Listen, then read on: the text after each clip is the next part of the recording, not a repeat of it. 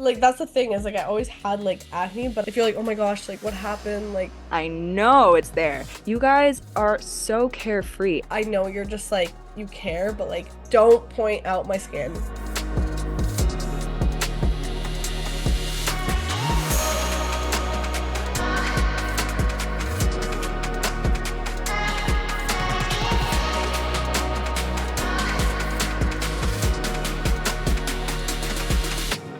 It's time to get loud. Welcome back to Loud Talk with Lavi, a podcast where we break down the walls of beauty standards one flaw at a time. And today I have such a special guest. Sean, thank you so much for joining me today on Loud Talk. So excited to be here. I was just saying to Lavi that I'm a big fan. So I was like, yeah, it's like I listen to you all the time. Oh You're my my gosh. comfort creator. You're the person I Thank go you. to when I need like a boost. So it is such an honor to be here. Thank you. That means so much. I like out of curiosity, did you find me through Instagram or like what platform? You know what? I don't really know. I think it was one of those things because my content circulates in the skincare community and the acne community, and so obviously you're very predominant in those Mhm. areas, and your content is everywhere, so it probably came up there. But Okay. also TikTok, Mhm. I think TikTok is probably where I've seen you the most, and Okay. then I fell in love with the YouTube stuff. Okay. That means so much to me because like yeah, like TikTok is like my main Mm-hmm. platform, but I started on YouTube in 2014 and like I would still like I Bruh. always feel like a YouTuber at heart. So when people do like find me on other platforms and then go back to my YouTube, I'm just like, yes, because I still post on there consistently and I'm like, YouTube I just think I doesn't get the actually recognition it needs. I know. I always say like YouTubers, like your followers and sorry, subscribers on YouTube, I feel like are so much more valuable. Not like the individuals, but I mean the Yeah, yeah, literal yeah. number. Like to Yeah. say that you have that many on YouTube is a huge feat. Like it's Hmm. it's it's major. And Yeah. I think now I actually like I love your TikToks, but I think I Thank actually watch you. your YouTube more than I do your Oh, TikToks. So there you go. that actually makes me happy. I'm like, whatever Keep with the it going. TikToks. Because yeah, Yes. with YouTube, I'm like, Boring. it's just like I feel like two people could watch my YouTube videos and I would still post them every because I just like Yes. filming a YouTube video to me is so therapeutic. Whereas like TikTok, I always feel like a little bit like stressed at the end of it because I'm just like always in a rush for some reason. Whereas with YouTube, I can kind of just like chillax. Same with this Yeah. podcast, like any long form, like it doesn't, I don't know. I enjoy it so much more. I feel you. I did YouTube when I was nowhere near the kind of professionalism as you, but when I was 11 or 12, I used Hmm. to make like lip sync YouTube Yeah. videos, and music videos. And I tried to dabble in the beauty stuff. And at one point I had like 3,000 subscribers. I was like 12. I don't know how I did That's that. crazy. Like that's a But then lot. I, Like, yeah, at yeah. that age, I mean, I'm 26, so I'm like yeah, I think I'm a little older than you, Yeah. not by much, but that was really early days YouTube, and people thought it was so weird to put yourself on the internet. Oh, uh so weird. I remember like I don't know, like it was really my brother who got me like wanting to do it because I would watch like all the like DIY YouTubers back in the day. So I'm yeah. like, oh my gosh. And I would just like pretend I was filming a video. This is so embarrassing. Or like film it on photo booth, but I would like never like, you know, be put in the public eye. And then my brother's like, you should just like create a channel. And he's 2 years younger than me, but he just like made a channel for me because he did like gaming videos on YouTube. And then I just like started from there, posting like DIY videos, like the weirdest stuff, like the most random videos ever. And like looking back at them, I'm like, oh my gosh, how did I post these? But honestly, like it's kind of like also nice to look back on and just like see the growth Humble and like beginnings. yeah, Yeah. exactly. And that's when people are like scared to start like anything, whether it's like social media or whatever it is. I'm like, just do it. Like everyone's first video will be like cringy Oh and yeah. like just do it. Someone, I think it was like last year on my TikTok, one of my TikTok videos got like a sorry, got a lot of views, and someone commented my old YouTube username and was like, okay, I'll say it. I mean, it's so embarrassing, but my username was Danceaholic XOXO. I don't even dance. I don't know what the heck that was about, but someone commented on my TikTok video, like Danceholic XOXO, what are you doing on my FYP? And I was like, no, Oh my no. gosh. That's kind Like, of crazy though, like because sometimes I will see people on my For You page that I'm like, oh my gosh, I used to watch you all the time on YouTube. And it's just like this yeah, weird, it's like, a small world. yeah. I want to Yeah. ask you how you got into like your social, like I know you said like you started on YouTube, like kind of I feel like all of us kind of, dabbled in just like making videos and stuff, but what kind of, like from being like 12 years old doing that to now, like in your 20s doing social media, like walk me through kind of that journey and why you kind of start to post like really authentic content as well. Mm. Well, OGs know I actually was a fitness blogger back in the day. Okay. I've been through many lives Yeah. on the social on, It's how on it goes, honestly. in the social media realms. I have cosplayed as a fitness blogger and a wellness blogger. So this was what I was 15, 16 at the time. And Instagram, again, it was like super weird to put your body on the internet to even like talk about your emotions, let alone like posting hmm pictures of yourself that are not like posed and filtered and whatever. And that's how it started. So I had like 4 or 5K followers on Instagram. Nothing huge, but I also had like an actual blog, like a blogger website. Right. And this was in Hong Kong. So I grew up in Hong Kong. Okay. Yeah, I'm half Chinese, half Irish, and spent most of my life in Hong Kong. And the community there is very small. Like we have millions and millions of people, but it's a very like big fish, small ponds kind of situation. So I kind of got a taste of what it was like to be an influencer. Mm. Had like my first brand deal when I was like 16, Wow. with a juice company. Like now I Okay. think back and I'm like, that's kind of effed up. Like I was doing like a juice cleanse at 16, which is really not healthy. But we learn, we Yeah. grow. But that was the beginnings of being authentic and sharing the journey of, like, at the time it was trying to get healthy and actually genuinely wanting to just live a better Right. lifestyle. And then it slipped into a lot of, trigger warning, but like eating disorder related things. I not intentionally, it was just triggered by going on the birth control pill for hmm my acne, which led to a lot of mental issues. You know the drill, a lot of just ups and downs physically, mentally. I started gaining a lot of weight.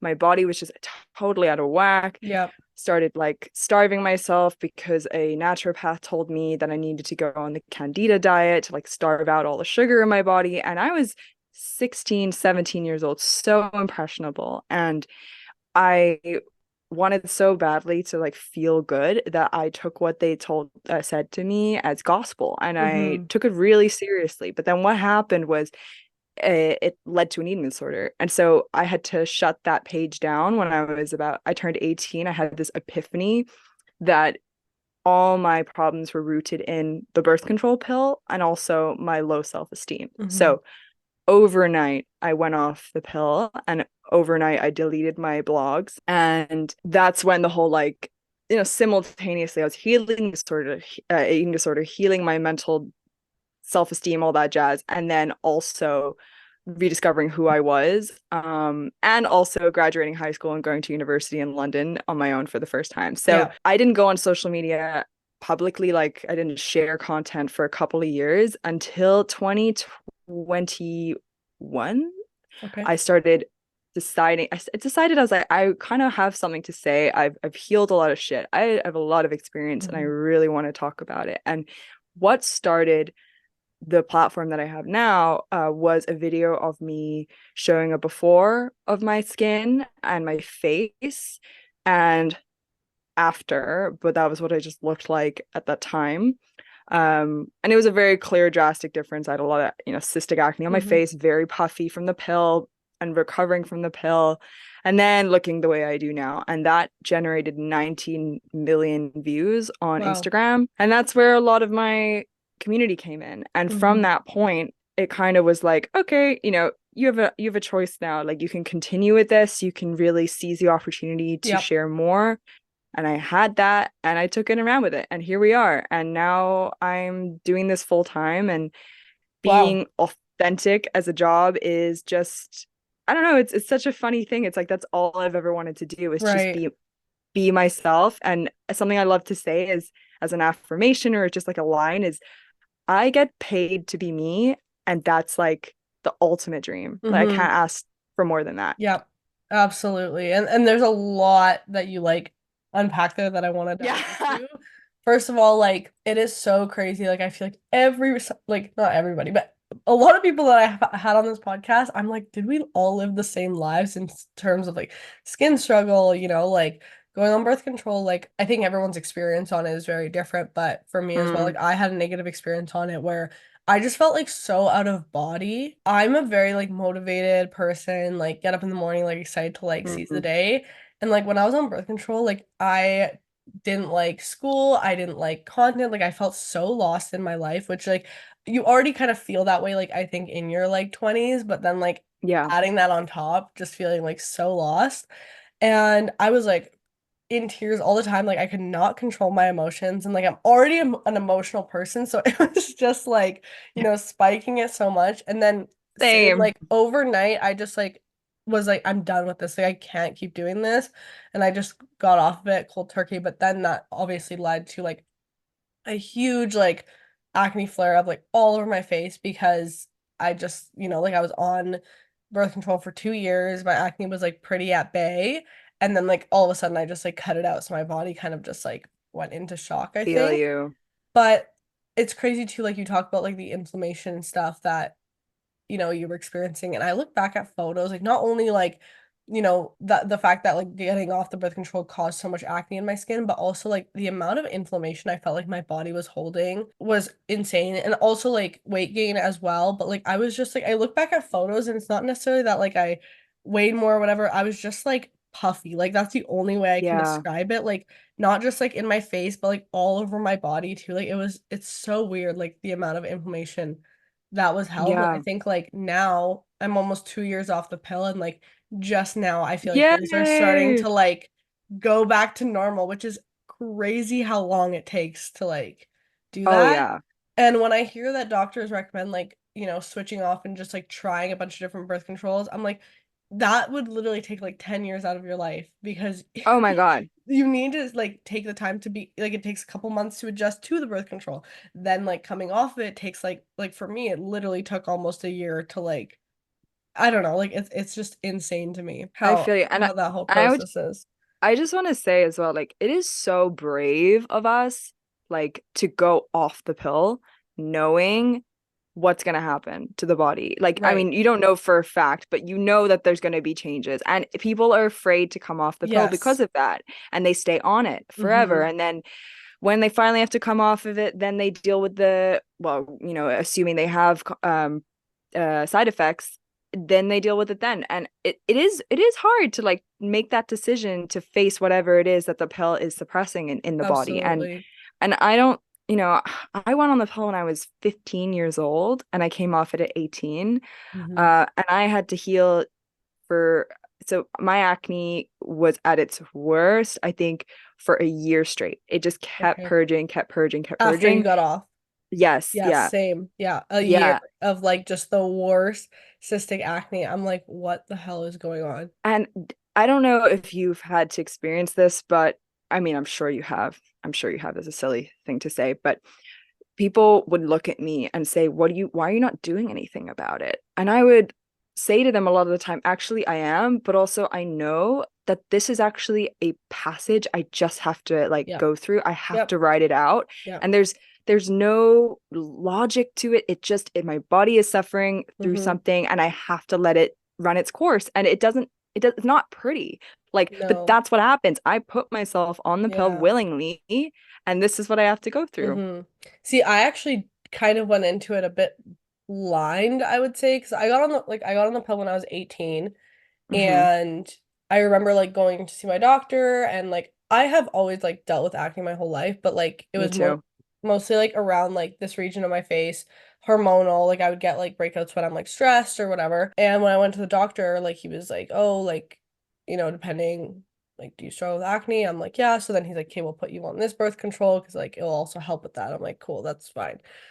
But like I didn't really like think too much, I think, into it. I thought a lot about like going, like on the pill and just like Mm-hmm. making sure that was the best option for me. But it's also like one of those things where it's like, well, everyone else is on it. Like, how bad could it Mm, be type thing, I think.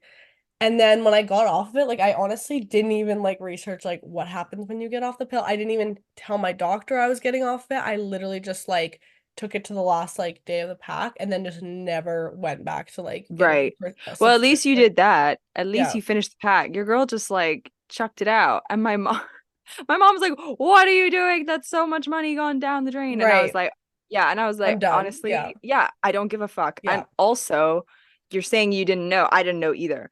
But I did know that the pill was just band-aiding it. Like I did know that the acne was not Mm, gone, but I did not know how bad all the side effects were going to be and yeah. how long it would take and how much worse it was going to Right. get for me first. I did not know that. Yeah. So I, we were I both had blind. like that's the thing is like I always had like acne, but I feel like I just thought like when I get off the pill, it would just go back to how it was before. Yeah.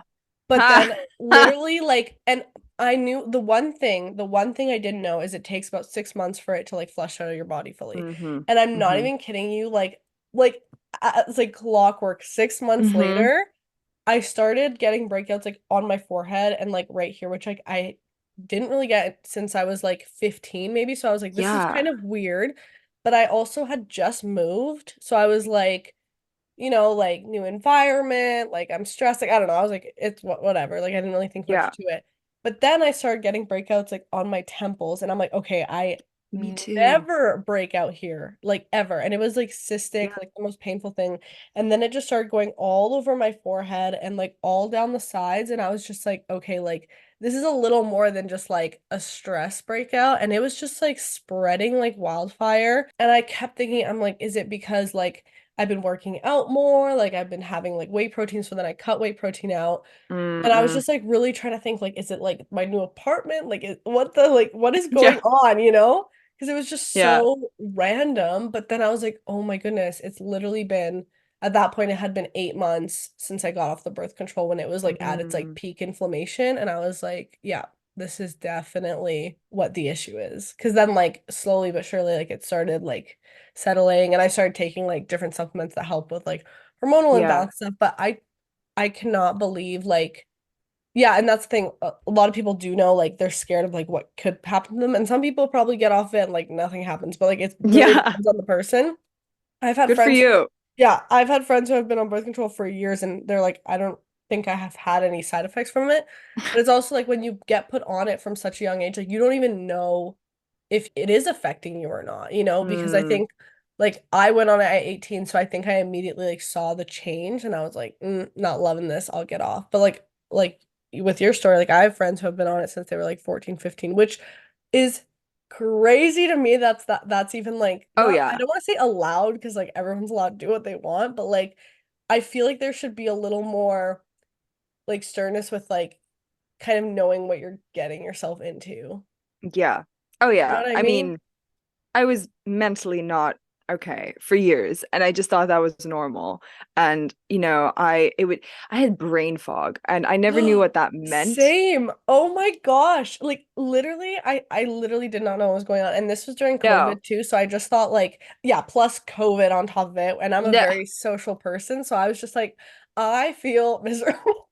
Yeah. But yeah, It's just I the felt concoction. yeah, like because I'm still in university now, but like I was in second year at that point. And yeah, you're so right. Like the amount of brain fog I had, like, and yeah, until you experience it, like you don't really know what 100%. that means. I was studying, so I was like in my final 2 years of high school, and the final year was when I like reached my max, and I was like, I can't Hmm. deal with this nonsense. Like, what is going on in my Hmm. body? But I remember I would literally look at like my homework or whatever it was I was studying, and I'm like, none of this is going in, and I'd have to do. It would take me double the amount of time to get something done.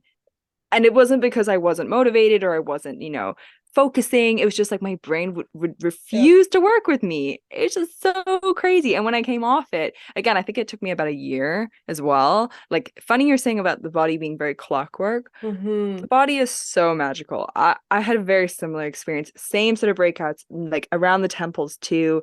a lot of like deep red ones that Yes. and purple ones as well that I'd Yes. Oh my never gosh. had Did we before. have the same story? I'm like, what the heck? Yeah, it was pretty brutal. And I was starting my first year of university in Right. London, and it was London in the UK, right? It's a big city. I was already feeling very, insecure, fish out of water, not feeling awesome. And then to go to university and just feel like, oh Lord, now I have this whole other barrier where I feel like people are not gonna want to be friends with me, or I don't even know how to be confident to walk into a room and talk to someone. It was so hard. And Yeah. it really, really took, like, I would say in total, it took me a year to like of suffering to then suddenly have this like moment, this like turning point or rock bottom, whatever you want to call it, where I suddenly thought to myself, you know what? I need to get my shit together. I need to start Mhm. believing that I can fix this and work on this. I need to start believing that there are things I can do. It's not Yeah. over for me. Yeah. And then that's when I started to see changes and started doing, as you mentioned, like supplements. I started actually taking them consistently. I started really working on the mindset. And I also had many spiritual awakenings at that point, which is kind of where I thought, okay, like here we go, now I can feel progress happening because that Hmm. before then it was just like a downward spiral that never ended, Hmm. to be honest. Exactly. And like you mentioned a bit earlier, which I want to touch on, like saying when people were asked, like, why aren't you doing anything about it? It's like Mm, it's something like you can't control. And I remember like every day like doing my skincare and like taking care of my skin, and then during that time where it was like kind of spreading like wildfire, like I hmm would wake up the next morning with like three more cystic spots that would just like throb so much. And I remember they were so bad, like one, I couldn't even like sleep on one side of my face because it was just like so painful. And then second, because I had so many breakouts on my forehead, like I remember I like would sneeze and then like they would all just start bleeding. Like, Oh, and ouch. it was the worst, and it's like you can't do anything about it. And that, Yeah. let alone like I had just started, I had just went on internship, so like new job and stuff. And then Mm, also I was like living with my cousin at the time, and he like has never dealt with acne. So like I just felt like even like insecure around like my own family. oh It yeah. was also like my first time really being single in like quite a while, that I was like dealing with all these breakouts. So like every time I would go on a date, I felt like I had to kind of explain why I was breaking out, which is Me like too. so weird because it's like immediately people think like you're unhygienic, like you clearly don't take care of yourself, like you eat like shit. And I'm like, I felt like I had to, like explain myself right before anyone could make any assumption about me.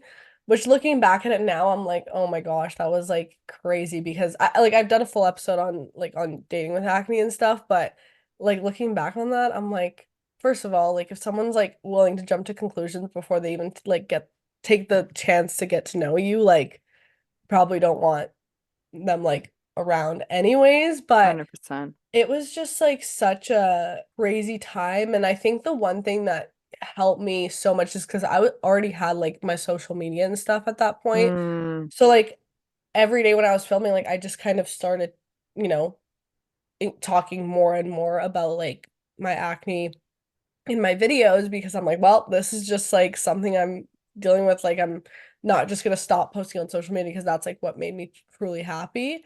But the one thing that was difficult during that time is people, one, like being like, why don't you just do something about it? As if like I could have control and wave a magic wand and it'll all go away.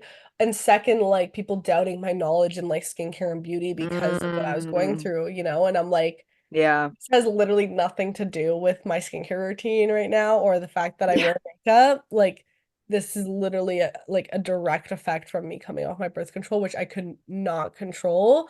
Like Yeah. maybe if I like, I don't even know if I could have really done much like before getting off it. Probably like not coming off it like maybe cold turkey, but like your body's still gonna like go through changes when you come off it eventually anyway. So but yeah, Yeah. like especially like being in your 20s, like as you mentioned, like going to school, like meeting people, it just creates like another wall that you have to like get through. And there's so much like fear and like insecurity in that because you just feel like everyone is like staring at you. Because yeah, like you said, like it's not pretty. And like it's No. so like I just remember my face being like so red and inflamed, like to the point where Mm, like even when I wore makeup, like you could clearly tell I had like cystic acne because it was just like everywhere. It literally like brings up bodily stress sometimes when I think back to specific moments Yeah. at that time. I just remembered this I think one of the saddest moments. It was Mm. Halloween. It was 20. When did I even go to university? When did I even graduate? I don't even know anymore. I'm not that old. I'm 26. I'm turning 27. But it literally feels like The years all mushed together. I have no I idea. Me neither. It's fine. Okay, but I was 18 and it was Halloween, and that was when my skin was really at its worst. And I remember I went into a lift, like an Hmm. elevator. Sorry. I wanted to clarify that lift elevator because I know I sound American, but a lot of my vocabulary is British because Right. I grew up with a British family. Whatever. Yeah. Anyways, just clarifying. I got into the lift and there were these Chinese guys, two Chinese guys in the lift with me. And they didn't know I could understand Cantonese or is it Mandarin? I don't remember which one they were speaking. But they started talking about how they could see all my acne under my makeup and why was I even bothering wearing makeup? And I looked so ugly. And I literally froze because in the lift, it's already horrible white overhead lighting. We know it's Oh, unflattering. it's the worst lighting. Like any texture, even if you don't have acne, any Yeah. pore line, you just look awful in the elevator. I was like, I already did not even want to look at myself in the mirror thing Yeah. behind me. So I was just like staring straight at the door like this, stiff, hearing what they were saying. And I already didn't want to go out to this Halloween party. I was already Hmm. feeling like all sorts of insecure. And I was just forcing myself to go. Right. And yeah, and I heard them. I left and I literally just like burst into tears. And I was like, it's not in my head. Like, I Right. know that my acne is not It's pretty. like I it's know. visible to everyone. Yeah. Exactly. I know it's there.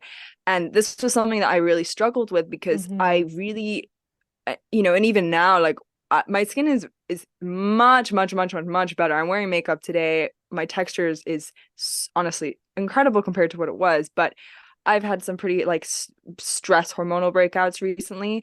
And the worst thing about having acne, I think, is when people try and tell you that it's not there and they can't see it, because then it makes me feel like I'm losing my mind. And Right. sometimes I just want to be validated in what is happening in my experience. Hmm. And I just need you to acknowledge whatever it is that I'm feeling and seeing and not kind of don't lie to me. Like we don't have to lie. We don't have to Right. lie.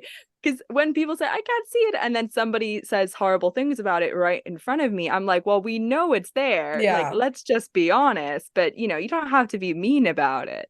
I don't know. That really, really threw me off. And kind of from there, I started to have a lot of negative feelings towards the world because then I started thinking, okay, well, if they can see it and they're two dudes, like they're irrelevant in the grand scheme of my life. Like I'm never going to see them Yeah. again. Imagine the people in my life who do know me or the people I see Hmm. regularly and see the changes in me and perceive Hmm. me over a period of time. I'm like, what are they seeing? And so I started to get very, very self-conscious and started worrying a lot about what people thought. And it took a long time to build up that self-confidence again. Absolutely. Yeah, like it's so crazy even thinking back on it because I think like even now when I break out and I kind of get upset about it, I really have to take myself back to those times and be like, just remember like you went through all that and like Mm, got through it. So like don't cry right now over like one pimple, you know, like because it's yeah, like you yeah. have to remember like what, put things into perspective and like, Mm, acne just sucks like altogether. It's, but it's really about like the perspective. And I think when people come to me and say something about my skin right now, like I always have to remember like they're making a quick judgment on how my skin looks right now, but I know in my mind the people close to me know that like it's looked much worse, that right now like I'm really happy with how it's looking, so it's yeah, all about like that perspective and yeah, progress. But yeah, I agree with you on that, where it's like that fine line of like you don't want people to say like, oh, I can't see it, but you also don't want people like pointing it out because it's like yeah, that's also pointless because it's like I know it's, you know yeah. what I mean? Like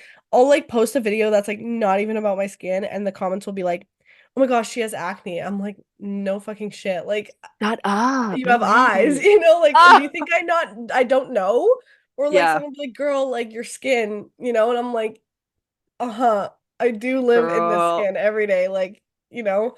So stuff like that, and I think it's even Hmm. more hurtful because online I'm like, whatever, it's just some stupid comment. But I think it's even Mm-mm. more hurtful when it's like, because sometimes the people in your life that do care about you, like your friends and Mm. family, like they'll come at it from like a place of concern. But like Of I've had to course. have like sit down conversations with like people close to me and be like, I know you're just like you care, but like if Please stop. like don't point out my skin. Like just Yeah. don't point it out, because like if you're like, oh my gosh, like what happened? Like, I also know it's there. I just looked in the mirror before I like came to see you, whatever it is. So I think just like setting those boundaries because there is a fine line. It's weird how like anything can kind of make you feel Yeah. weird about it. But The unsolicited advice, of course, is like the mhm. classic acne girl starter pack of like, oh, have you thought about trying this? Or my friend really loves this product. Like, I'm Yeah, yeah, sure it'll yeah. help you. And I'm like, that's great and all, but I'm good. Like, Yeah, thank you yeah. for your concern. Exactly. And the thing is too, like, even with the lighting that you mentioned in the elevator, like Mm, I think there's this constant like fear in the back of our minds that's like, oh my gosh, can people see my like texture right now? mm. Like you mentioned in the elevator, like, and at this time I was living in an apartment which had an elevator. Like now I live in Yeah. like a house that doesn't have an elevator, but I'm like literally Woohoo! for that 1 year of like my life when I was going through this, I was living and like walking into an elevator every single day, and every day I was like, oh my gosh, this lighting No. is making me look so bad. But it's also just like that feeling of like, like you're out at like brunch with someone and then when they're like looking at you and they're like speaking, all you can think of in the back of your mind is, are they staring at my skin right now? Which So like real. most of the time they're probably not. And even if they Yeah. are, like they're just like observing. You know what I mean? Like it's not that deep. But I Yeah. think we just have this like anxious, like constant overthinking of like everyone is looking at me, everyone is staring at me, you know? I think being in a city really makes it harder having Mhm. acne because people put on this very like we put on our city girl persona. We're polished, we do our hair, we do our makeup, we put our outfits on, we're gonna work, we're gonna Yeah. brunch, we're gonna party, we're gonna dinner, whatever. When because I've been traveling for the last 2 years as in full on like nomad. Like I don't have an apartment anymore. I moved out, put all my stuff in storage, and I've just been traveling the world. Wow. It's been so much fun. It comes with its downsides, of course, including having a very minimal skincare like collection because I can't bring everything with me, Yeah, and so stressful. I always have to pick so carefully yeah. who's Yeah. coming with me. Hmm. What That's when kids you're leaving behind? literally, you have no idea. I'm like so hard. I'm so jealous when I see you guys like with your collections out. I'm like, damn, I miss my stuff. Yeah. Anyways, when I travel and I go to places like Mexico or recently I was in Indonesia and Thailand and I've been in Morocco. I'm in Morocco right now. A lot of these places tend to be a bit more beachy, a bit more laid back, and I see a bunch of people rocking their skin naturally, no makeup. They have acne as bad as mine. They have acne that current as my skin is currently. No one gives a flying fuck.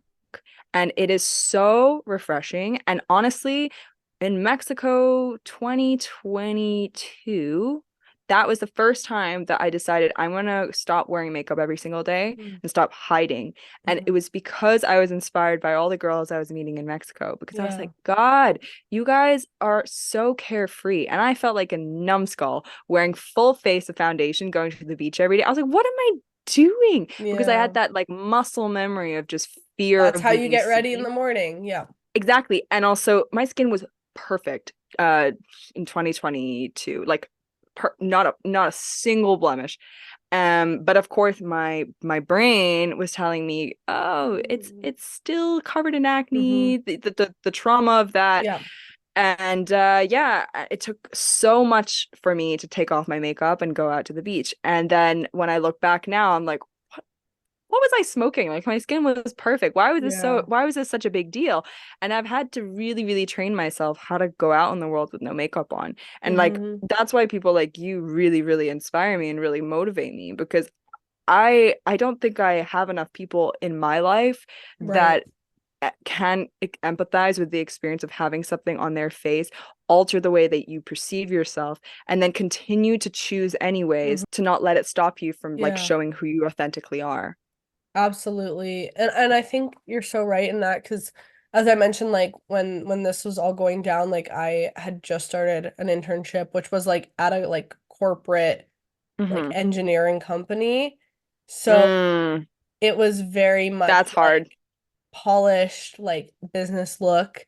You know, and Yeah. I love the business look. Like, you know, like Yeah. There's a time and I place. love a blazer. I love like a good like heel. Like I love that. But I felt like so out of place because I couldn't like I felt like okay, you know, like I have the clothes, I got the shoes, like the hair, everything, but I'm like my skin is not matching like, you know, and I felt too like people were perceiving me one like I was like really young, you know, because like for the most part like people associate like acne with like teenagers and stuff, Mm, right? And second, just like that pressure that people will think that like I'm also like dumb. Um and like I've talked about this before too, but there yeah. is like that correlation that people just like make these assumptions when they see what someone with acne that they think they're like less than like, you know, less educated, all this. And I really had to like do like that self-reflection and really, you know, train myself to understand that like my self-worth, my work that I put into my education and stuff has nothing to do with my skin. Like absolutely nothing, you know? So it's so Mm, crazy, but like it does really affect all aspects of your life from like work to your relationships to friendships to just like your own perception of yourself. And then it's also like that's all like the mental part of it, but then there's also the physical aspect of it that it's just mm, like literally painful and uncomfortable. And even when you do your skincare and makeup, it's also uncomfortable, you know? So there's just all of that, and it's like a constant worry that you almost have that it's just like the acne starts to become you and it's really just starts to take over your life and you really have to like yeah. take that control back. And like you mentioned too, like I'm not gonna keep letting this like run my life for me type thing. But yeah, I remember like going to work and I it was hard for me not to like put a full face of makeup on. But what I started doing a bit more is like just doing more like a skin tint or like a Hmm. tinted sunscreen that helped me a lot. I don't think there was ever a day that I went like fully no makeup to work. I think maybe there was a couple days, but not at like the peak Yeah. Yeah. inflammation points. But also like the reason I would wear like a skin tint stuff, I would say I got a lot more comfortable wearing no makeup to like the gym or like the grocery store. But Hmm. with work, I also felt like because my skin was so red, it was just like such a like eye-catching thing almost in like a bad way. So I'm like, okay, if I just like tone down the redness a little bit, like obviously when people speak to me, they'll still see I have like acne all over my face, but it's just not like so in your face, like bright red. I So understand. I don't know, like Yeah. it was definitely like a tough process to go through, but like you mentioned, like, you know, like I'm so happy to hear that like my social media has helped you, but I think it's been the same with me with like other creators and I think with your social media too, like you're helping so many people like and that's the beauty of social media is just like building that community of people that you can Hmm. relate to. I think unfortunately though, like a lot of us and the danger of social media is we, you know, follow people that add to that negativity and not in like an intentional way. It's just like Yeah. that subconscious like comparison and all of Yeah. that. And I think like I've talked a lot about this on the podcast, but cleansing your social media to like people that Oh, yeah. do genuinely bring you those positive vibes where you're not comparing yourself. Like even if you love someone on social media, but if they're like making you feel shitty about yourself, like you might have to just like hide their posts, you know, because like it really affects your Oh, mental yeah. so much, especially when you're going through like a hard time with your skin or any like, you know, physical like insecurity. 100%. I really am so conscious of what I consume. Hmm. And in fact, some of my favorite creators are not even in any sort of niche or genre that I myself am a part of. Right. And it's very random and kind of, for example, there's this YouTuber called Ryan. I don't know how you say his last name, Trahan, but he's this I think he's this Texan guy and he does these really wholesome YouTube videos. And there was a series that he did called the Penny series where he had a penny and he traveled across America and every profit he made had to come from the penny. And it was absolutely incredible. Like he went from literally the west to the east Hmm. just from a single penny. Um, and the whole experience was about, human beings ultimately. Like people came to his like help. And, he made friends along the way, and the goodness of people's hearts, like strangers wanting to help him, people tipping him extra. He would do like random drawings of people for money, and people would give him extra, or like, make his day, or like, I don't know, drive him half the way. Like, and Hmm. those sorts of things really instilled in me this feeling of, oh my gosh, like this is the sort of thing I need to consume more of. And in fact, I need to do myself Right. in a way where I've had this epiphany about my own content very recently, and it's because of Ryan. And it's so random. Like, he's just like this kind of clickbaity dude, like on YouTube, but Yeah. his stuff is so genuine, and so it's all about giving back, which Okay. I love. And I think you do a really great job of doing that. I think I kind of lost my way a little bit in the past year. I've had a very difficult year personally in my family life, and just a lot of, I don't know, a lot of big life events have happened that it's not really my story to tell Hmm. on my personal page or anything. Um, but it's really taken me off this kind of feeling of like I can do it. And I had to Hmm. rebuild my belief in myself, and belief in my work and my value, and like what it is that I'm doing, what my Yeah. mission is. And seeing people like you and people like Ryan and a lot of other creators, and knowing that their main purpose is to serve. That's what I focus on when I'm consuming nowadays. Less so about, I understand motivational lifestyle stuff is very useful. Of course, it's aspirational. Like, I would love to live in like a penthouse in New York. Yeah. I would love to have Yeah. like, a giant villa in Bali and Hmm. say like it's mine. But I think when the majority of the content is flexing, and that is ultimately what it is, like it, and there's like no shame in that. That serves its purpose and has its own space. But Yeah, it definitely does. But when it's like, yeah, I know exactly what you're saying. what line are we crossing here? Right. But yeah, I think again, like if you're in a position where you are feeling vulnerable, you're feeling like you're having to rebuild parts of who you are, you're having to, focus on Mm. taking in, like if you're very susceptible to influence, which many of us are, I think just be very, very specific and careful about who you consider to be aspirational. Think about Hmm. what aspirations you're wanting here beyond the kind of physical stuff and the material stuff. It's like Yes. what's the feeling that you get? Because Yes. the feeling is going to determine everything about how this influencer, Yep. how this creator, how whatever, how they make you feel. Yeah.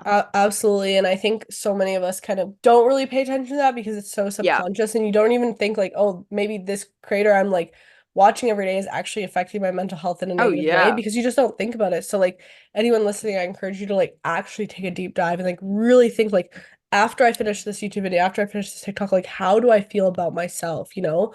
Because Yeah. it can affect so much. And I think with what you were saying, and I've been thinking a lot about how social media portrays success and like Mm, goals a lot, like which kind of made me think of this when you brought it up yeah. because like as you mentioned, like that penthouse in New York, that villa in Bali, like whatever, that's amazing. And like I think when we see that on social media, yes, it can be like inspirational. I just wish with social media that we were shown more of kind of what it took to get there first. Yes. Second of all, how it feels to actually be there because having that penthouse in New York isn't what's going to make you happy and fulfilled as a person. It's nice and like we're humans, we all like nice things to a certain extent, Yeah. but like at what cost, because like Mm, that can never, like for example, like when I was, and I'm sure you feel this way too, like when my acne was at its worst, no matter if I went out and bought myself like all the nice things that I wanted, that would not change at all how I was feeling about myself. And the mm, only thing that worked with that was like actually doing self-reflection, actually doing like work on myself to yeah. become a happier person. And the only way you can do that, I think, is like really switching your mindset and almost forcing yourself into an uncomfortable positive mindset that doesn't feel good at first, but like you have to just like push through that. And I wish Mm, sometimes like the struggle was shown a bit more because I think like sometimes I even get comments. I got a comment recently on one of my TikToks that was like, I was showing, I think I was doing like a PR unboxing or I don't know what I don't know. I was showing like some products and someone said, "Oh my gosh, you're so lucky. I wish like I could have mm, that." And right. that comment didn't make me feel the best because I was like, I don't want people just watching me and think like, like I have all these nice things, which of course I'm so, so grateful. Like doing this as a job is insane. Every day I wake up and I'm like, how is this even possible? But the thing is, what isn't, I think, and yes, I've shown my whole journey on social media, but in a 15-second video, people don't know my full story, Yeah. right? But people, I guess, overlook sometimes the fact that I have been on social media for 10 Mm, years now. I was doing YouTube for like 5 years, just putting money into buying products, never seeing a yeah. dime in return, just like being so dedicated Yeah. to posting 3 times a week, never getting like a brand deal because like my channel was just too small, right? Like that's the part that people don't see. People don't see that like I was bullied all the time at school, like for making these videos, but like still posting them anyways, right? Like that's the part that I think, even the people who have that penthouse in New York, whatever, it's like people don't think about, okay, what did it take to get there? And like, yeah, I just think like that needs to be shown a little bit more on social media. And not even that, but people have to be more mindful of like what they're consuming and thinking like, okay, I just saw a 15-second video of this person's life. This is just like a, snapshot in their life. It is not their whole life, because we're just always fed like Hmm. just a very, very small segment of someone's life. And even when I film videos, sometimes like I'll make like I don't know, like I'll be doing like a makeup video and like around me it's like a mess because I just finished like cleaning a bunch of stuff or whatever it is, right? Like I don't necessarily always show Yeah. that because I don't think about it necessarily, but I don't think about it because I think I know how social media works being behind the Yeah. scenes.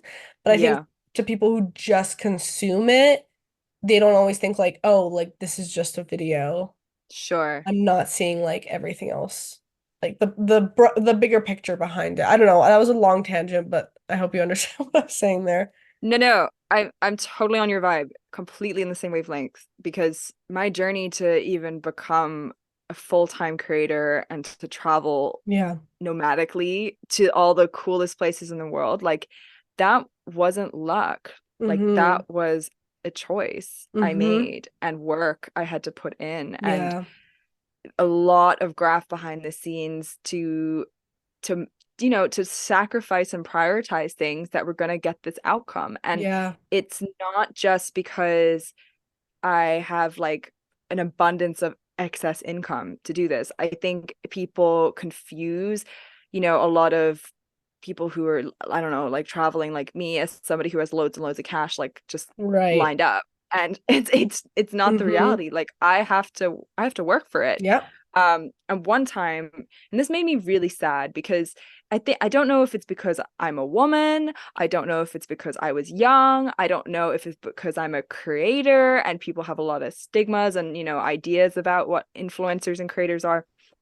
But there was this guy that I met in Mexico, and he Mm-hmm. was asking me basically, he's like, so he'd known me for a few months, and he was like, so Sean, how actually do you pay for all this? He's like a 36-year-old entrepreneur, serial entrepreneur, like 6 businesses. He's like a Okay. millionaire. And he's like, how do you pay for all this? Is it daddy's money? Credit card? And I literally like froze. And in the moment, I was so taken aback that I just like started defending myself. I was like, no, no, no, like, I do a lot of social media consulting. I do a lot of brand deals. Yeah, it's money. I've worked really hard for it. And I walked away, and I was like, sorry, hold up, hold the phone. You would never have asked that in that way, in that derogatory way where you're looking down on me Yes. because you're trying to find like poke holes in my success, whatever you want to call success. He was trying to like belittle what Yeah. I was doing. He didn't believe that I myself had created this. He Mm-hmm. thought that it had to be somebody else's. And I was so hurt afterwards. I really reflected on that, and I was like, I really don't like that, Mm-hmm. because yes, it not be a marketing business, or I'm not in the crypto world, or I don't have your whatever your thingy is, your technological whatever the heck. Mm-hmm. I might not have a system like that in place, but what's working for me is giving me the same lifestyle as you. Maybe not in terms of, your luxuries, but I'm still here and I still have the luxury to travel. That Mm-hmm. is that most people in their lifetimes will never get to Yep. experience. And And you're doing I something you love. You know, like what does Yeah, it matter? What does it really matter like much past that, right? Like if you're doing something you love, right. then you can seek like some type of financial gain from it that lets you do more things you love, like travel the world. And also, What more can success be other than that? You know, like right? And it also, it's if it crazy. was daddy's money, because some people have the privilege to have that, then fucking great. Like awesome. If you have that luxury, awesome. Like take it. But it wasn't the case for me. And Yeah. it was just a really, yeah, it was like a It's just the knife to the heart. assumption that like I think was probably the worst Yes. because and how Yes. the question was framed too because like if he was like so Sean like you know like what do you do for work or like how Yes. are you able to travel the world like most people like you know wait years and years until they're retired to be able to do Yeah. what you're doing more like looking at you like wow it's amazing that you're able to do this and even if you said oh yeah like my parents paid for this okay like you're given that opportunity Yeah. whatever right but it's the way the question was already framed to be like, there's no way that you'd be able Mm, to do this. You know, like yeah. that's the whole thing. And I totally agree with that. And I think like I mean, even now I feel like some people look at me and they're like, "Oh, you're just so lucky. Like you get to do this for work." Even just being because I'm like in my final year of university now, and I Hmm. don't think I'll be applying for like engineering jobs per se. Like right after I graduate, I think I'm gonna kind of stick to content for a while. And a lot of my friends in engineering and stuff too are like, "You're so lucky that you Mm, can just like do that after." And it's like I'm grateful for it. Like I'm grateful that I'm given this opportunity that I can do this, but yeah. I've also put in like a shit ton of work, like balancing Yeah. doing this full time and like also doing my school isn't easy per se. Not saying that like content creation's like hard. Like I've worked an engineering job, Yeah. like I understand that, and I'm very grateful I'm able to do this, but like it's not just like that it like fell into my hands and now I'm like, oh, don't have to worry about getting like a 9 to 5 job after school. Like, no, I've literally been working at this for so long. So that's when I like get a little and like you said, I always kind of feel like that defensive like nature kind of like Yes. rise up in me that I'm like, no, like because I'm like I want people to understand where I'm at, but like I've learned through social media especially because people make all sort of crazy assumptions about you online that Mm, like mm, mm. you don't owe every single person an explanation because like maybe 8 times out of Yeah. 10 they're not actually going to take the time to think okay let me actually think like where Sean or Lavinia is coming Yeah. from in this situation so like sometimes it's not even worth like getting all defensive and getting so riled up in yourself and like protecting your energy in those situations because like yeah it's so frustrating though and I totally understand you in that and just like defending your worth. But at the end of the day, like people will make assumptions either way. And I don't know. It's always kind of nice to prove them wrong in the end. But I'm money and I would love to be able to have a different type of lifestyle and I would love to be able to have more to give more. Like that's ultimately where I want to go. I want hmm more to give more. I want more to create more. Like hmm there's so many business ideas and so many yeah. I run women's retreats. I did one in Okay. Bali this June and then I'm doing Wow. another one in May in Costa Rica. Yeah, and that Wow, was that's like so a cool. dream of mine. Yeah, it's something that's really, really meaningful to me and something I've always wanted to do is bring women together who are in a very similar energy, similar headspace, some, intentions. They all have Yeah. similar interests and to be facilitating that in incredible parts of the world. Like I want to be able to create more for these women and do Right. more for these women hmm and train myself up to do, hmm to facilitate in different ways. And the only way I can do this if I work harder and, create more and get Yeah. and in order to give more. And I think people again have this perception of I don't know, success and like we were talking about what success means. I'm Yeah. curious what your success is, but for me it's come a long way from my Pinterest boards and my mood boards and vision boards of literally just having like going for first in an airplane. Like it used to be as kind of straightforward as that in terms of success and like that material success, Yeah. but now it's really become a lot more long and a lot more about creating a strong foundation in myself and having a family and having a house and like a hmm space to call my own and also to be able to create a legacy, whether that is in retreats, whether that's create my background is actually illustrator and designer. That's what I do university. That's what I Okay. freelanced as an illustrator for years before I went into creation. And that's what I want to eventually bring back is like I want to create my own line of products. I want to really like get back into my art. Um, and that to me is like my idea of success is like being creative and being able to free flow without that kind of fear of, you know, like fight or flight or like, am I Yeah. going to be able to pay my bills?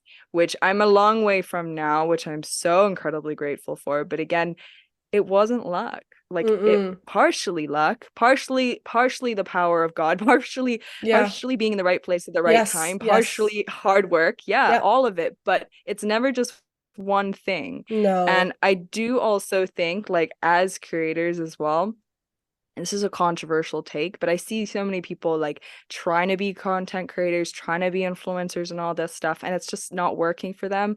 For some people, it'll be like you, where they had to graph for like 5 years on YouTube and get nothing in return, and suddenly it's happening. Mm-hmm. For some people, that's the path. For some people, it's like me, I kind of give it a whirl and I always kind of get quite fast results. That's great. Some people, it's actually not going to happen for you because you're just it's a certain lifestyle that maybe isn't going to work and maybe Yep. you're going to go on to do bigger and better things. And I think it's recognizing that like one person's success in one area doesn't mean that it's the only version of success. Yeah. And nowadays it's all become about being a creator and being an influencer and having a certain lifestyle. There's so much success beyond that we're not seeing. And like as I travel and I've met a lot of interesting people in my life, a lot, having grown up like in so many different places.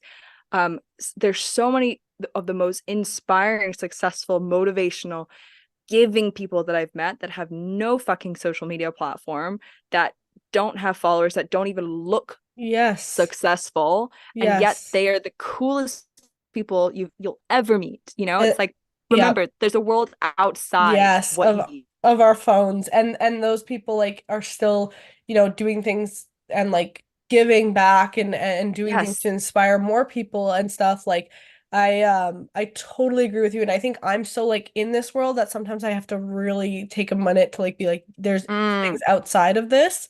And honestly, like last year I started doing like more brand trips because like where I am in Canada, I'm kind of like not where like the beauty hub is. So then like mm. I wasn't ever really like in that space, but last year like doing more trips and stuff, I got to like go to events and stuff. And it's literally like a different world when you're like around a bunch of influencers.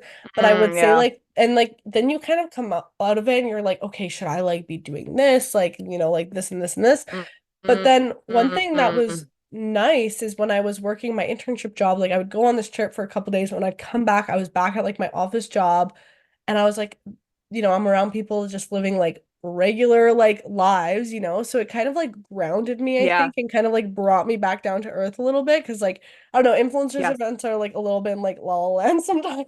Oh yeah. Um, and then also Yeah. too, like my boyfriend, he's like not with like social media at all, but he has so many mentors in his life and so many people he's introduced me to that like are, successful and do so much for people, but like yeah, as you said, like have no ounce of social media. So I'm just like, Yeah. it's really good to like have like look outside of that for that as well because I think right now like when I started on YouTube, social media wasn't really like where it is now, where everyone's trying to be a Yeah. creator.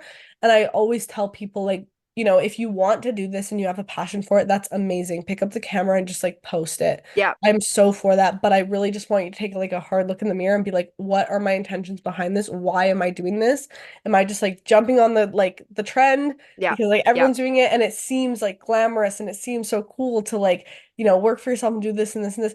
But like I don't think this is for everyone. Like if you can't be accountable No. to like work for yourself, do not do this job because like you're not Uh-uh. it's gonna drain you. It's gonna drain you. If you, feel that pressure like when like with lots of comments and stuff and you can't shut the phone off, Mm. don't do this. Like there's so many things that can make it not for you. And also like you have to think, what is my bigger picture like mission behind this? Like you said as Yes. well. Because yes, I post beauty content and yes, I talk about skincare, makeup, and that's so much fun, but like what is my message behind all that? What am I trying to do with my social media platforms? And like when people ask me like, are you gonna, just do social media full time, blah blah, like I always kind of am leaning to say no because I think if I just did like strictly like TikTok, YouTube, Instagram, like I would go a little bit nuts because I feel like I need to have more of like an impact, and that's helped me a lot. Yeah. Like with this Yeah. podcast, like I released my skincare brand this year. Like I feel like I need Yeah. to do Hmm. more outside of that, but it's amazing that I can like facilitate my social media and use that income to like fund different projects that I like want that can take my Yeah. message further. But I think like anyone who's trying to get in this space, like I always say, like really like think it through and like try it out. Like that's fine if you want to try it out, Yeah. but it's also okay like to be like, actually, this is not for me, and like that just means like your success is just somewhere else, like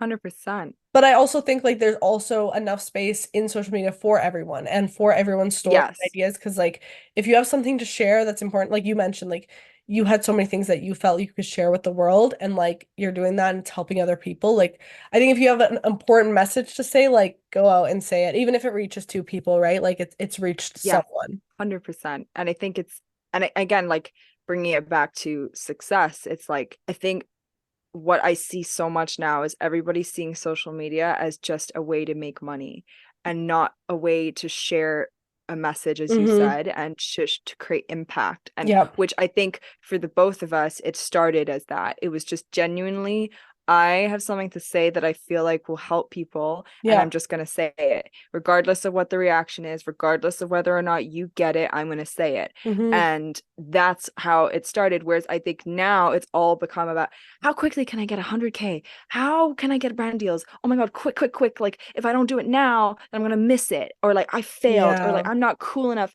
Or like, I want to go to the brand trips. I want to do all this stuff. It's like beyond the brands, beyond the cash, beyond all of that. Like, can you do this when you're not getting paid? Can you do this when you're not getting recognition? You know, redefine that success, because that the same thing apply, like the way you do one thing is the way you do Yeah. everything, right? And like Absolutely.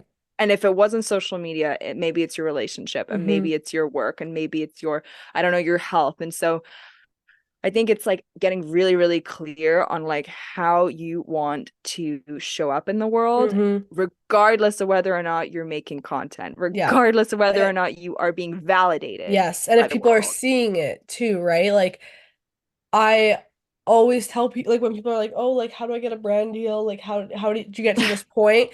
I'm Yeah. like, "Okay, post videos for 5 years straight. Don't miss a day, and then we Wow. can chat about how to get a brand deal." Like it's not an overnight thing. And I have some people who are like, "Yeah, I tried it. Like I post every day for a month, but like I didn't really see any gain from it." I'm like, Yeah. keep going. Like you're a month in, like keep going. And even when and that it's not just for social media, any business, like I love to use the analogy of like if you want to be an entrepreneur, if you want to start something on your own, like whatever that project is, whether it's social media, business, whatever it is, put 4 years of like your money. Like, okay, this is the analogy I like to use. Put 40 grand into it and 4 years of your time, just like you would with a university degree. Because who's paying you to do Mm, that university degree, right?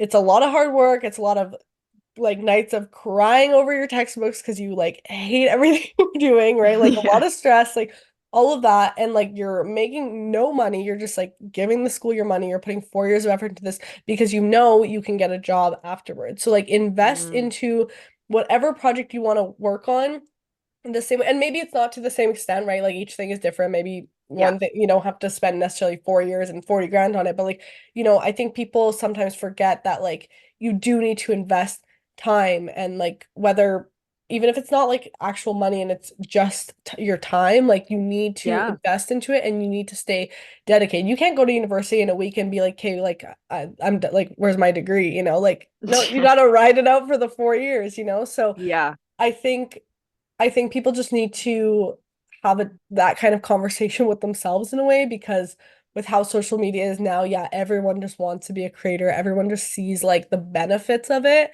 and want to get on it. Yeah. And I think some people, you know what? Some people take a shot at it with maybe the wrong intentions and they do get somewhere with it. Do I think Yeah. that'll last long? No. No. I don't It think it'll never last does. long. Maybe they'll It have a never few does. years of like amazing, like, paychecks and brand deals and blah blah, but like if they as you said, like how you do, I love that so much, how you do like one thing is how you do everything, like Mm, if they didn't take like the time to really put in like consistent work into their content, like they're not yeah. going to do that later on when like they need to scale up from like, where they're at now Yeah. to further to keep that going. Because with social media, like you need to be consistent and you need to be on top of it, or else it's just gonna like just go away. So Yeah. and I think also with that being very realistic that like this could all be gone tomorrow and like this Oh may not yeah. be forever. But if the plus sides, the monetary sides of it go away, like would I still be doing this because I genuinely love it and I Yeah. genuinely have something I want to share? And I think that's like something that I don't know, people just need to consider that when if they're, considering this as a career. And I also think managing expectations, because I think the universe works in really weird ways where if you go into Yeah. something saying like, "Okay, I'm gonna do this and I'm gonna do it to like see like, monetary gain out of it." Yeah, the universe is just gonna be like, "Well, we're not gonna give you that then." And it's the So same like true. when people talk about like having kids, like how many couples, struggle with like pregnancy and stuff. Mm, And then the second they like stop trying, yeah. like how many times does that happen? Or like the second you stop seeking something so intensely, or like relationships, right? How many people are like, yeah, like Yeah. I met my soulmate when I wasn't even like looking and I was just focusing on Literally myself, me. right? Yeah. Literally me. Like literally how I met my like now boyfriend, like was Yeah. not at all interested in any type of like relationship. Same. So like you Same. just really have to, do it for like the right intent and like stop at least like I think it's interesting to obviously like even with this podcast I told myself I'll give myself a year of doing this, and it would be nice at the end of that year if I can get like one brand deal for the podcast because like I've put in a year of work Mm-hmm. into it and also like money to like get it edited and like the equipment and Yeah. like all of that like even just like having a podcast, you have to like pay to host as Yeah. a podcast. So like like I mean, the ins and outs of it. But I was like, I'm giving myself a year to do it. And when I was approaching the end of the year, I'm like, okay, how did this make me feel? Would I like want to keep doing this? And I was like, honestly, like regardless of like any monetary like benefit that Hmm. could potentially come in the future, I really enjoy this platform and I love being able to connect with people and talk to people and it Yeah. just genuinely inspires me each and every day that like that is worth it to me over any like brand deal that can come with it. And I Mm, just was like, I'm gonna continue for a second season. Yes, I'm putting money into this every single week an episode goes out, but like it genuinely makes me happy and I see that it's also helping people. So like if I can like continue doing this, I will continue doing this. And then literally like funny enough, the last two episodes of season one like got a sponsorship on them. And I was like, yay. what like but that's the thing, you really have to just like switch Yeah. your mindset and not like fake like Yeah. Yeah. fake way. Like you have to really commit to like I'm doing this because I Mm, want to and like whatever comes will come if it's like my like opportunity that's supposed to be in my hands. But 100%. I love that. Congrats on the brand deal. That's so thank you. exciting. Thank you. Yeah, it was just like I think that extra push that I'm like, okay, yeah, I'm doing a second Yeah. season of this. Yeah. Because like Yeah. who My knows if that podcast. will continue, Like it was literally Yeah. just for the two episodes and I'm like, well, maybe I won't have another sponsorship in 2024, maybe I will, who knows? But like at the end of the day, I Yeah. know that this podcast has brought me joy in just like doing it and it's been so inspiring talking to people, and having conversations like this. I just like I love having these conversations so so much. Yeah. I started my podcast purely because as an exercise for me, to do something that wasn't monetary and to Yes, show it's myself that I yes. actually loved it Yeah. beyond all the brand stuff because Yep. I definitely as a creator I could take on way more brand deals than I do. I work very hard on my long-term brands. I really love there's two brands that I've worked with like over 2 years straight Wow. and That's awesome. yeah, and I really focus on getting affiliates with them and working on, long-term content. I want to prove to myself and to the brands and to my audience that I'm really genuine about every single thing that I post Hmm. about. And I've had like, obviously the one-offs and whatnot, but like I really am serious about my long-term things. But I started getting very bogged down in like the views and the likes and the same old shit where you're just like, oh no, like it's not reflecting Yep. whatever. So I said to myself, like, Sean, get your fucking shit together. Like it's not that important, but I think you're losing the love for creation. So you need to Hmm. do something that's not monetary and doesn't matter what the numbers are like. Yeah. And I And that think inspires you podcasting again. Yep. Absolutely. And so podcasting was a really great way to just be like, okay, well, you can't just get around you. And it's not the same in the UK too, because I'm based in the UK and we don't have nearly as much budget or interest in the podcasting arena as the US and Canada do. It's just Mm, facts. Like we're a much smaller country and therefore, even in the influencing content brand world, way less budget for everything. that makes sense. Yeah. Um, yeah, so it's a different Hmm. game to be playing. But when the Spotify Wrapped came out this year about the podcast, I saw, my podcast it has a relatively small like listening, but it had like, I don't know, 300 people had me in their top 5 podcasts, and like 500 something people had it in their top 10. And I was like, you know what? Like, although I'm not consistent, I don't put in nearly as much work as you do with yours. I'm very like, when I feel like I have something to say, I post it. But Yeah. every time when I do, the response I get is always so awesome. And people really Hmm. say to me, like, they say like, I think the podcast people really show you who the true listeners are, because they take the Yes. time out of their day to listen to you. For an And yeah, hour. Yeah. And sit with you and your absolutely. thoughts. The Yeah. whole time. Yeah. The whole time. They don't leave.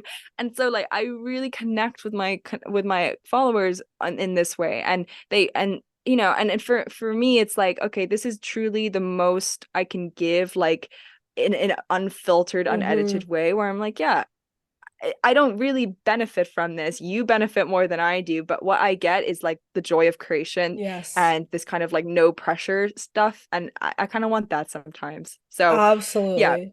fuck the numbers. At the end of the day, we're here to serve. And I think I just need to, this just seems to be a huge theme, like even just today in general, but like, I think it is just coming back to like service Hmm. and remembering that in the sea of all the numbers, in the sea of all of the Yeah. kind of And what's your metrics that actual we, like goal? Like what's the bigger yes. picture behind it? Like, okay, whatever, you reach 1 million followers, great. Like Yeah. are you fulfilled by that? You know, like thinking about like, okay, if I did get that, like how would I feel?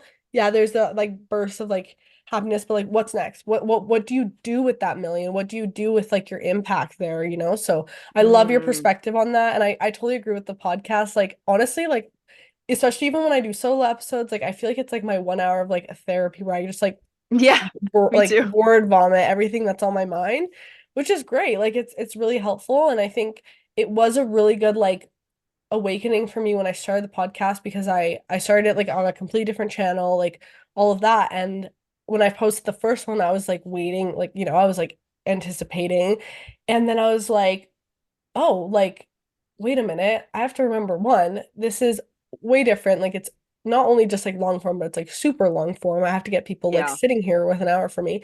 Second of all, like, not like everybody loves podcasts, it's more of like Mm-mm. a niche thing. So I can't expect that it's like my podcast episode is gonna get as many eyes as like my TikTok where I'm trying out a Yeah. Yeah. foundation. So I was Yeah. like, wait a minute, like, gotta put this into perspective. And it did bring that like inspirational creator. I like feel like my like 13-year-old self again when I like hit 100 subscribers on YouTube where I was just, Yeah. oh my goodness. That's how I felt with the Yeah. podcast, like, and not saying that, as you said, like, every follower is like I'm so grateful that people are like spending their time with me. But when I see like 100 extra followers on TikTok, it doesn't like really make me think of Yeah. anything. But when I got like my first 100 on the podcast, because it was just like Yeah. so new and like it took me back to like that unmonetized like roots of creating, I was like, wow, like I built this, to this point. So it's really Yeah. great to just like find new ways that can inspire you and bring you back. And I think it's great. I love that you like started a podcast, and I think like you mentioned, Yeah. like Just people for are the listening. lols. Yeah, literally. And if people are listening and it's also like something that they enjoyed, then that's amazing. And that's just like putting your impact further. And like you said, like the real supporters and the people who truly love you like will take the time to Totally. listen. So it's Like so good. There's nothing you imagine, can lose. There's imagine. nothing you can lose. Also, like, we deal with big numbers here, like, but imagine like 500 people in a room with you. Like even on my retreat in Bali, I had 12 girls, 12 real women flew in from all over the world, from Canada, America, Hmm. Australia, Turkey, France. Like everyone was here in the room with me for 1 week to be with me and each other. And I was like, that's insane Yeah. that you guys are here from my Yeah. community. And that's only 12. And I was like, Hmm. the connections we had with Hmm. each other was just life-changing, transformational. I was like a whole completely different person at the end of it. So I was like, that's the sort of impact that you can get on a Yeah, micro level with things like the podcast and with things absolutely. like your TikTok and with things with like, going out of your way to comment or Hmm. DM somebody back. Like those sorts of moments where I'm like, this is why we do what we This is do. what, Like, yes, it's that's the part that's so fulfilling. And I think people do put that pressure on social media too, where like if you're not seeing, or any business, like I just started the yeah. skincare brand and people always ask, how's the business doing? Are you guys having Oh, revenues? And yeah, I'm like, yeah. it's gonna take time. Like we're not gonna like be 100%. making 100,000 sales like right off the bat. Like what, like how Yeah. would we even do that? But Yeah. with the podcast, like sometimes I felt that pressure, like, oh my gosh, people will think that, it's not a good show because my views are low. But if I told someone, hey, I just spoke to a crowd of 500 people for an hour, they'd be like, that is so amazing. But if I'm like 500 Yeah. people listen to my podcast, they're like, okay, because like we put so much Mm, value on like numbers on social media and we think something is good content if it has a million views, but like it doesn't necessarily mean that. So I like that you mentioned that and just kind of like remembering like these are all people that are taking the time. But wow, like Sean, this was such a good conversation. Thank you. I feel like we could talk for hours. I feel like I need to have you back for a part two, but I'm like looking at the time, I'm like, this is gonna be like a long yeah. episode. I appreciate your time so, so much. And yeah, I feel like we need to have more chats because we have like a lot, I mean, in common. And I think this was a really good episode. So thank you so much for coming on to Loud Talk. Thank you so much for inspiring me, for inspiring the world, and for taking the time to have me on as well. I love talking to you. Thank you. So just before we end this off, where can any of the listeners find you on social and stuff? Yeah. Anything you wanna plug, go for it. Yeah, sure. Well, you might have heard about the retreats. If you're interested in coming to a sisterhood retreat in Costa Rica in May next year, we are open arms welcoming you. You can find out more information on my Instagram at Shanae, Siannaay, as well as my podcast Inspiration on Spotify Love and that. Apple. So Yeah, I good. know that name came to me when I was like 18 and I told someone, they were like, that's stupid. And here we are years You're later. I'm like, like, well, maybe stupid, but I mean, I think yeah, it's no, funny. I think it's So really good. whatever. But you can find me on Spotify and Apple. TikTok is Sean McKeever, so you can check me out there. Awesome. Well, I'll have all of your socials and your podcast linked down below in the description if you're watching on YouTube and in the show notes if you're on Apple or Spotify. But thank you so much for getting loud with me today. And to anyone listening, remember to tell yourself something you love about your skin today and just don't be afraid to get loud. I think this episode was a perfect example of that. Just like follow what you love and trust that process and everything that's meant for you will come. But yeah, that is all for this episode. You guys will hear from me in the next episode of Loud Talk with Lavi next Sunday at 7 a.m. MST on all platforms. Bye, everyone.